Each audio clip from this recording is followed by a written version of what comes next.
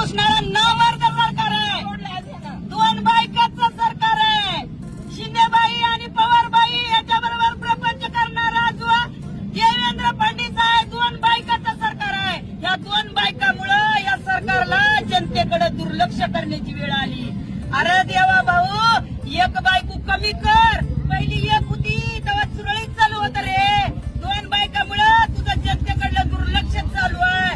हे देवा, शिंदे तरी ठेव नाहीतर पवारबाई तरी ठेव, आणि या दोन बायामुळं आमच्या जनतेचं नुकसान होत रे.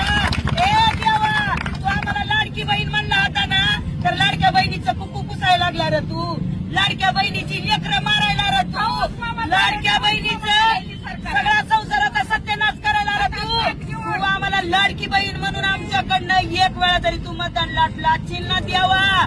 एका साडीवर बाई म्हातारी होत नाही. तू आमच्याकडनं आम्हाला म्हणला ना लाडक्या बहिणी निवडून दिल्या, लाडक्या बहिणीने निवडून दिला ना.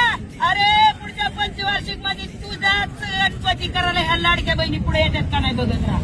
सांग नाही तुला, लाडकी बहीण तुझा गणपती केल्याशिवाय राहत नाही. लाडक्या बहिणीच्या नावाखाली तू निवडून आला म्हणतो रे, तू लाडक्या बहिणी निवडून आला. ईव्हीएम मध्ये घोटाळा केला रे रुमण्या, तू रुमण्या ईव्हीएम मध्ये घोटाळा केला, पण लाडक्या बहिणी पुढे केल्या. सख्या भावाला बहीण बहीण म्हणायला गेली, आणि तू कोण कुठला रे?